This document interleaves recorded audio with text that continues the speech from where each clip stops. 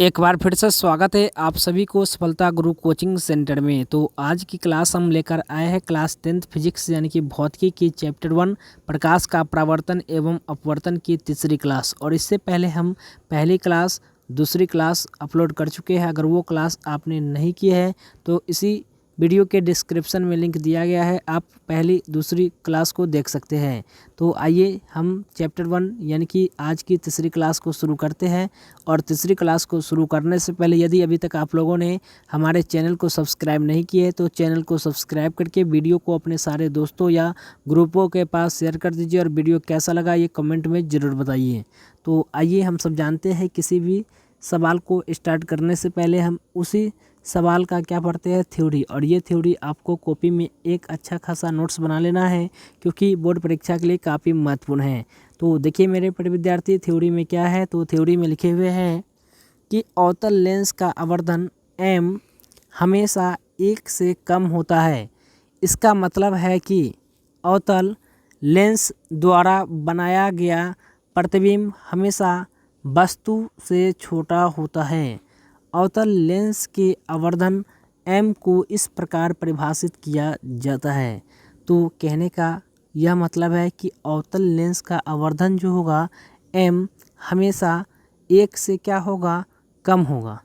और इसका मतलब यह क्या है कि यह अवतल लेंस द्वारा, क्या ध्यान में रखना है, अवतल लेंस द्वारा बनाया गया प्रतिबिंब हमेशा वस्तु से क्या होता है, छोटा होता है।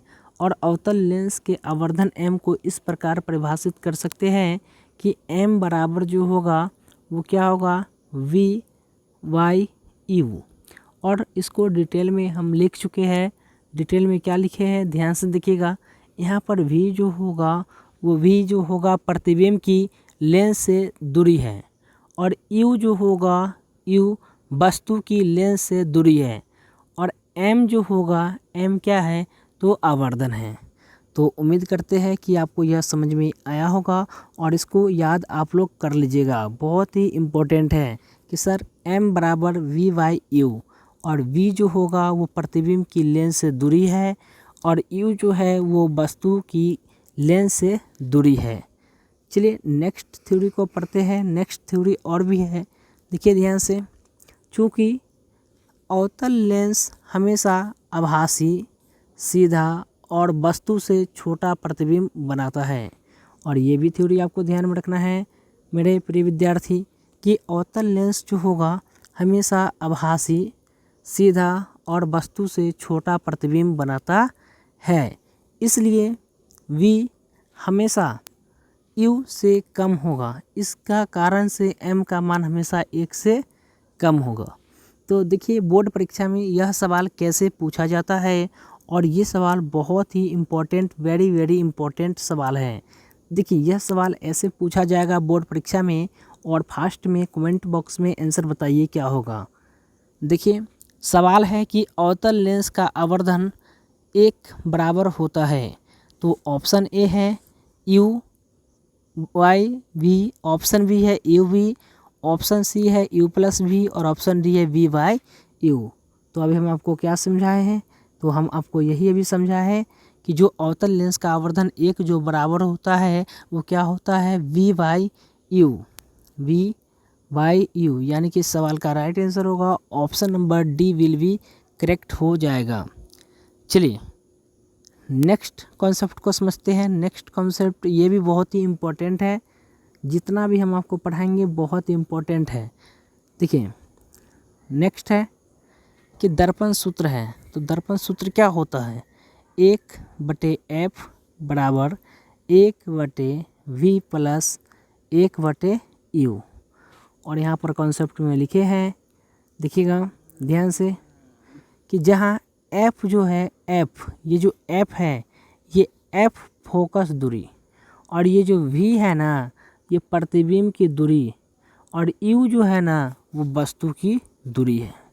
यह सूत्र अवतल, उत्तल और समतल दर्पण सभी प्रकार के दर्पणों के लिए लागू होता है। तो आपको हम क्या समझा है कि सर दर्पण सूत्र आप हमें यह समझा है, दर्पण सूत्र का फॉर्मूला यह होता है 1/f बराबर 1/v प्लस 1/u। जिसमें हम यह कॉन्सेप्ट सिखाए कि एफ जो होगा वो फोकस दूरी है, वी जो होगा प्रतिबिंब की दूरी है और यू जो होगा वस्तु की दूरी है। और यह सूत्र अवतल, उत्तल और समतल दर्पण सभी प्रकार के दर्पणों के लिए लागू होता है। क्या आपको समझ में आया? चलिए, तो देखिए इसमें सवाल बताइए क्या होगा इस सवाल का राइट आंसर। हम आपको डिटेल्स में बताते चल रहे हैं कि सर दर्पण सूत्र है, तो दर्पण सूत्र किसका फॉर्मूला है? दर्पण सूत्र ऑप्शन ए है 1/v प्लस 1/u बराबर 1/f और ऑप्शन बी है 1/v माइनस 1/u बराबर 1/f और ऑप्शन सी है 1/f प्लस 1/u बराबर 1/v और ऑप्शन डी है 1/f प्लस 1/v बराबर 1/u। तो बताइए मेरे बड़े विद्यार्थी इस सवाल का राइट आंसर क्या होगा? तो 2 का राइट आंसर होगा ऑप्शन नंबर ए, यानी कि 1/v प्लस 1/u बराबर 1/f। Option number A will be correct होगा। चलिए, तो अगर आप लोगों को यह क्लास अच्छा लग रहा होगा तो वीडियो को शेयर कीजिए और कमेंट बॉक्स में बताइए क्या होगा आंसर। देखिए नेक्स्ट है, किसी माध्यम के अपवर्तनांक 1 का मान होता है। तो अभी हम आपको 2 मिनट, तो बताइएगा क्या होगा इस सवाल का राइट आंसर। यह सवाल आपको कमेंट बॉक्स में बताना है। इस सवाल का राइट आंसर आपको कहाँ पे बताना है? तो यह सवाल का राइट आंसर आपको कमेंट बॉक्स में बताना है। चलिए देखते हैं 3 के बाद 4 नंबर है सवाल और ये भी बहुत इम्पोर्टेंट सवाल है। देखिएगा, प्रकाश के अपवर्तन के नियम है। प्रकाश के अपवर्तन कितने नियम हैं? ऑप्शन ए है 1, बी में है 2, सी में है 3 और डी में है 4। तो 4 का सही उत्तर की बात करें तो ऑप्शन नंबर बी, यानी कि प्रकाश के अपवर्तन के 2 नियम होते हैं। चलिए, तो नेक्स्ट थ्योरी को समझते हैं। नेक्स्ट है, यदि एक गोलीय दर्पण की फोकस दूरी प्लस यानी कि 20 सेंटीमीटर है तो वह दर्पण उत्तल यानी कि कॉन्वेक्स होगा। और गोलीय दर्पण 2 प्रकार के होते हैं। आपको यहाँ से आपको यह समझ में आया होगा कि सर गोलीय दर्पण जो होता है वो कितने प्रकार के होते हैं? 2। एक है हमारा अवतल यानी कि कॉन्केव, दूसरा है उत्तल यानी कि कॉन्वेक्स। तो यदि एक गोलीय दर्पण की फोकस दूरी अगर प्लस 20 सेंटीमीटर है तो वह दर्पण उत्तल होगा। और गोलीय दर्पण 2 प्रकार के होते हैं, अवतल और उत्तल। इसलिए एक कॉन्सेप्ट और आपको ध्यान में रखना है कि सर अवतल दर्पण की फोकस दूरी ऋणात्मक होती है। बहुत इम्पोर्टेंट है, अवतल दर्पण की फोकस दूरी क्या होती है? तो ऋणात्मक होती है। देखिए ध्यान से लिख देते हैं। और उत्तल दर्पण की फोकस दूरी धनात्मक होती है। तो उम्मीद करते हैं कि ये आपको समझ में आया होगा। आइए नेक्स्ट सवाल को और बढ़ते हैं। और यहाँ पर एक और थ्योरी लिख दिए हैं। इसलिए यदि किसी गोलीय दर्पण की फोकस दूरी प्लस 20 सेंटीमीटर है तो वह उत्तल दर्पण होगा। तो बताइए कमेंट बॉक्स में कि गोलीय दर्पण कितने प्रकार के होते हैं। तो देखिए यहाँ पर कॉन्सेप्ट है सवाल नंबर 5 का। देखिएगा सवाल नंबर 5 है, एक गोलीय दर्पण की फोकस दूरी प्लस 20 है तो यह गोलीय दर्पण कैसा है? ऑप्शन ए है उत्तल, अवतल, समतलोत्तल या कोई नहीं। तो 5 का सही उत्तर की बात करें तो ऑप्शन नंबर ए यानी कि उत्तल। नेक्स्ट कॉन्सेप्ट को समझते हैं। नेक्स्ट, और ये बहुत इम्पोर्टेंट है। देखिए, लेंस कांच का एक पारदर्शी टुकड़ा होता है जो 2 गोलाकार सतहों से जुड़ा होता है। एक पारदर्शी पदार्थ 2 सतहों से आबद्ध होता है जिनमें से एक या दोनों सतहें गोलाकार होती है जो एक लेंस बनाती है। और उत्तल लेंस बीच में मोटा तथा किनारों पर पतला होता है और अवतल लेंस बीच में पतला और किनारों पर मोटा होता है। दोनों कॉन्सेप्ट को ध्यान में रखना है। तो देखिए मेरे प्रिय विद्यार्थी, यह है कि अवतल लेंस के बीच में पतला और किनारों पर मोटा होता है, इसे अपसारी लेंस भी कहा जाता है।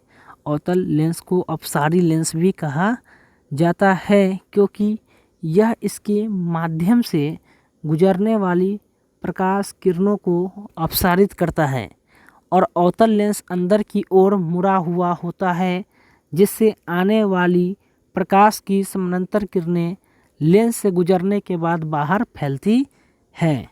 तो देखिए इससे बोर्ड परीक्षा में सवाल कैसे बनता है। तो सवाल यह है कि कौन सा लेंस अपसारी लेंस भी कहलाता है। तो कौन सा लेंस जो है अपसारी लेंस भी कहलाता है। तो अभी हम जस्ट आपको पढ़ा है कि अवतल लेंस बीच में पतला और किनारों पर मोटा होता है और इसे अपसारी लेंस भी कहा जाता है। तो 6 का राइट आंसर की बात करें, option number A right answer हो जाएगा। चलिए नेक्स्ट है कि समतल दर्पण द्वारा बना प्रतिबिंब होता है। तो समतल दर्पण द्वारा बना प्रतिबिंब कैसा होता है? वास्तविक, काल्पनिक, ए और बी दोनों, या इनमें से कोई नहीं। तो 7 का सही उत्तर होगा ऑप्शन नंबर बी, यानी कि काल्पनिक। चलिए नेक्स्ट कॉन्सेप्ट को समझिए। देखिए फटाफट नेक्स्ट कॉन्सेप्ट को। वीडियो आप लोगों को अच्छा लग रहा होगा तो प्लीज़ एक बार ज़रूर शेयर कीजिए और लाइक कमेंट ज़रूर कीजिए। देखिए नेक्स्ट कॉन्सेप्ट है कि समतल दर्पण द्वारा आवर्धन +1 होता है। तो इसका मतलब है कि समतल दर्पण द्वारा बनाया गया प्रतिबिंब वस्तु के समान आकार का होता है और सीधा होता है। तो बोर्ड परीक्षा में सवाल होगा किसी समतल दर्पण द्वारा आवर्धन होता है। तो अभी हम आपको कॉन्सेप्ट दिए हैं कि सर समतल दर्पण द्वारा आवर्धन +1 होता है। इसका मतलब है कि समतल दर्पण द्वारा बनाया गया प्रतिबिंब वस्तु के समान आकार का होता है और सीधा होता है। तो ऑप्शन एक है +1, बी है -1, सी है 0 और डी है कोई नहीं। तो इस सवाल का राइट आंसर होगा ऑप्शन नंबर ए, यानी कि +1। नेक्स्ट देखिए और फटाफट आप इसको कॉपी में नोट कर लीजिए, यह इम्पॉर्टेंट है और नोट कर लीजिए। आप लोग वीडियो को पूरे लास्ट तक देखिएगा और नोट्स भी बनाते हुए चलिएगा। देखिए तो सबसे पहले आपको से हम यह पूछेंगे कि सर अपवर्तनांक किसे कहते हैं। अपवर्तनांक क्या है, लिखिए कॉपी में फटाफट। अपवर्तनांक जिसको म्यू, इसको म्यू भी बोलेंगे।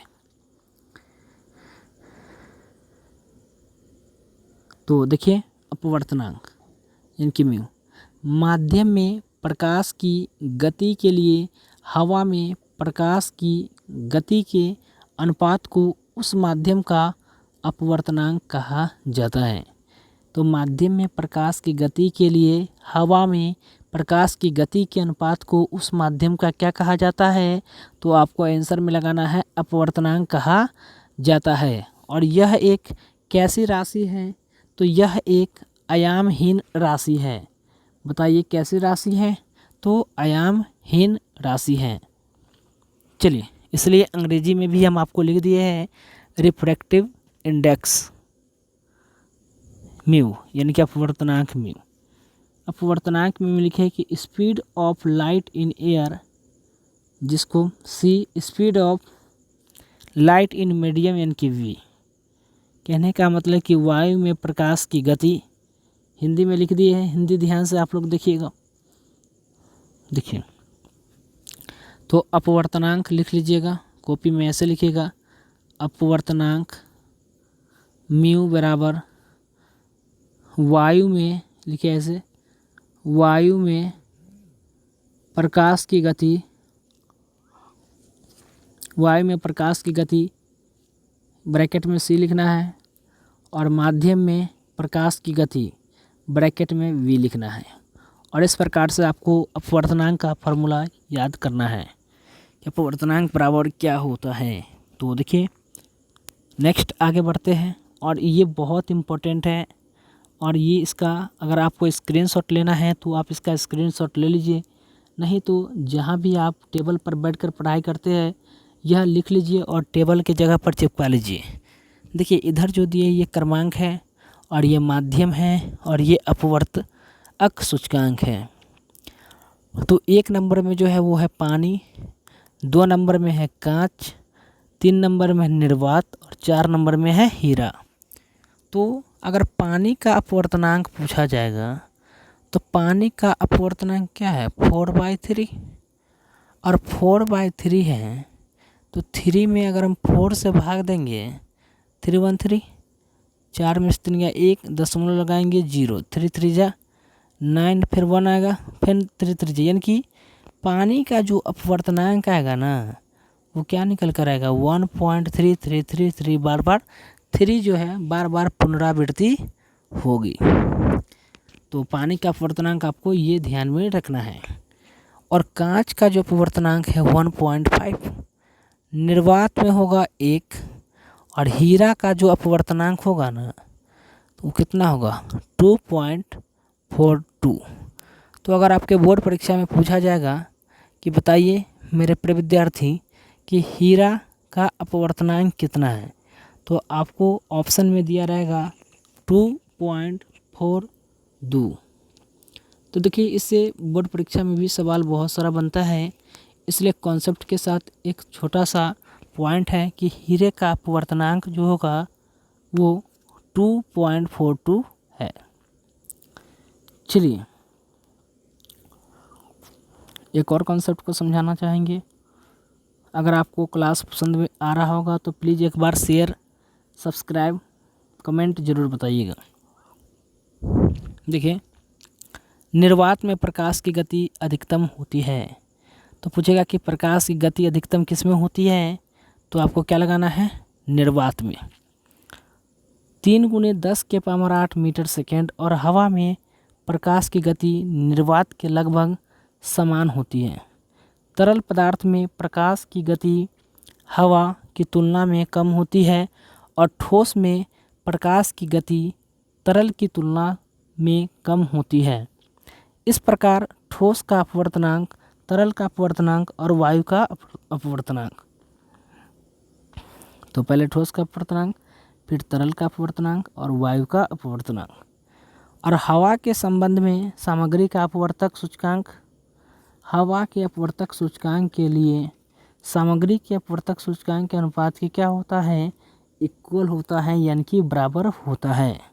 जैसा कि किसी भी सामग्री का अपवर्तक सूचकांक हमेशा हवा से अधिक होता है, तो हवा के संबंध में सामग्री का अपवर्तक सूचकांक हमेशा 1 से अधिक होगा। इस प्रकार हवा के संबंध में सामग्री का अपवर्तनांक सूचकांक जो होगा वो 1 से क्या होगा, तो 1 से अधिक होगा। उम्मीद करते हैं कि ये सारे थ्योरी आपको बहुत ही अच्छा तरीक़ा से समझ में आया होगा। तो देखिए बोर्ड परीक्षा में यह सवाल बहुत बार पूछा गया है और ये काफ़ी इम्पोर्टेंट है। जो भी हम आपको स्क्रीनशॉट लेने के लिए बोले हैं वो स्क्रीनशॉट आप ले लीजिएगा। देखिए 9 नंबर सवाल है कि हीरे का अपवर्तनांक कितना है। ऑप्शन है 1.42, ऑप्शन बी है 1.332, और ऑप्शन सी है 2.24, और ऑप्शन डी है 2.42। तो हीरे का अपवर्तनांक अभी हम आपको क्या बता है 2.42, यानी कि 9 का सही उत्तर होगा ऑप्शन नंबर डी। चलिए तो नेक्स्ट कॉन्सेप्ट देखिए, नेक्स्ट कॉन्सेप्ट है एक अभिसारी किरण पुंज जिसको कन्वर्जिंग लाइट बीम जब समतल दर्पण प्लेन मिरर पर आपतित होता है तो परावर्तित किरण पुंज भी अभिसारी ही होगा। या दूसरे शब्दों में कह सकते हैं कि प्रकाश की किरणें जो पहले एक बिंदु पर मिलने वाली थी परावर्तन के बाद भी उसी बिंदु पर मिलती हुई प्रतीत होगी या मिलेगी। तो देखिए इससे बोर्ड परीक्षा में सवाल कैसे पूछा जाता है। तो सवाल ऐसे पूछा जाएगा, देखिए, एक अभिसारी किरण पुंज समतल दर्पण पर आपतित होती है तो परावर्तित किरण पुंज होगा। ऑप्शन है अपसारी, बी अभिसारी, सी है समानांतर और डी है इनमें से कोई नहीं। तो 10 का सही उत्तर होगा ऑप्शन नंबर बी यानी कि अभिसारी। ये थ्योरी आप ले लीजिए स्क्रीनशॉट। तो आप लोग कमेंट बॉक्स में बताइए कि यह क्लास आपको कैसा लगा। तो मिलते हैं नेक्स्ट वीडियो में, तब तक के लिए bye, take care, all the best.